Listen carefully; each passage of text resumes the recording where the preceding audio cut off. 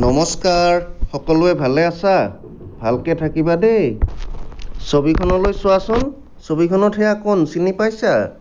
সেয়া শ্ৰীমন্ত শংকৰদেৱ। তেওঁ আমাৰ সকলোৰে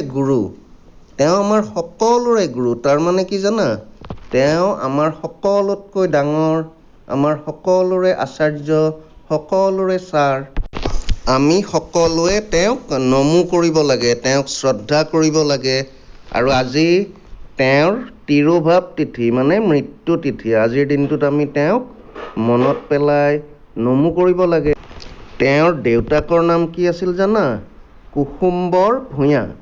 আৰু মাকৰ নাম আছিল সত্যসন্ধা।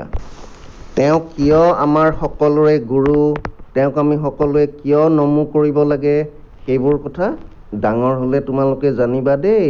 আৰু নিজে পঢ়ি গম পাবা তেওঁৰ বিষয়ে।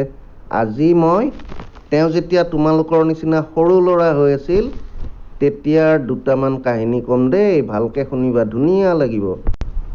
এই ছবিখন চোৱাচোন, কি দেখিছা? এজন ল'ৰাই এটা ষাঁড় গৰুক শিঙত ধৰি বগৰাই দিছে, হয়নে? ষাঁড় গৰুৰ বহুত বল, আমি জানো, ভয় লাগে, হয়নে? কিন্তু সেইজন ল'ৰা কোন জানা? সেইজনেই শংকৰদেৱ। তেওঁ এবাৰ এনেদৰে ষাঁড় গৰু এটাক শিঙত ধৰি বগৰাই দিছিল। চোৱাচোন তেওঁৰ কিমান বল আছিল। তোমালোকে হৰিণা দেখিছানে? হৰিণাই বহুত বেগাই দৌৰে, হয়নে? আমি হৰিণাৰ সমান বেগাই দৌৰিব নোৱাৰোঁ।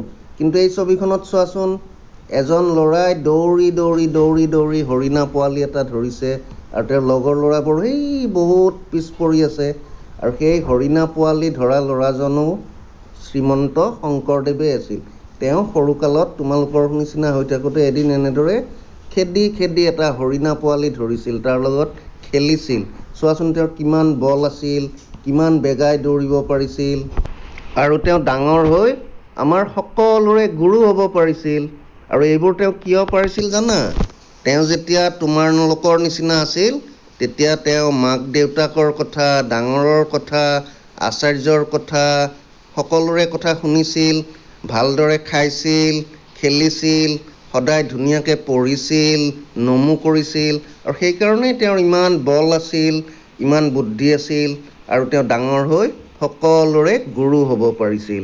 তোমালোকেও মা দেউতাৰ কথা শুনিবা দেই, আৰু সদায় ভালদৰে পঢ়িবা, খেলিবা, আৰু মাহঁতে যি খাব দিয়ে ধুনীয়াকৈ খাবা দেই। এইবাৰ শুনা, তোমালোকে স্কুলত অ, আ, ক, খ এইবোৰ শিকিছা, হয়নে? শংকৰদেৱেও সৰুতে অ, আ, ক, খ শিকিছিল। আৰু সেই ক ফলাখন শিকিয়েই আকাৰ ইকাৰ একো নোহোৱাকৈ ভগৱানৰ ৰূপ গুণ বৰ্ণনা কৰি এটা ধুনীয়া কবিতা লিখিছিল। কৰতল কমল কমল দল নয়ন, ভৱদৱ দহন গহন বন শয়ন। সেই কবিতাটো মই ইয়াত দি দিছোঁ, তোমালোকক মাহঁতে শিকাই দিব। তোমালোকে লাহে লাহে শিকি সেইটো মুখস্থ ৰাখিবলৈ চেষ্টা কৰিবা। আৰু অলপ ডাঙৰ হ'লে তাৰ অৰ্থও শিকিবা। বৰ ধুনীয়া কবিতা। চোৱাচোন কিমান সৰুতে লিখিছিল শংকৰদেৱে। এইখন ছবি চোৱা, এয়া আমাৰ অসমৰ নগাঁৱৰ ওচৰৰ বটদ্ৰৱা বা বৰদোৱা থানৰ ছবি। আৰু ইয়াতেই শংকৰদেৱৰ জন্ম হৈছিল।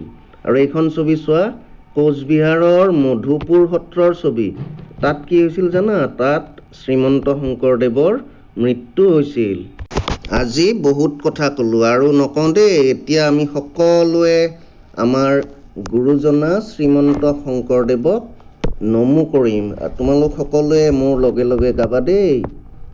জয় গুৰু শংকৰ সৰ্বগুণাকৰ, যাকেৰি নাহিকে উপাম, তোহাৰি চৰণক ৰেণু শত কোটি, বাৰেক কৰোহো প্ৰণাম। নমস্কাৰ, সকলোৱে ভালকে থাকিবা দেই।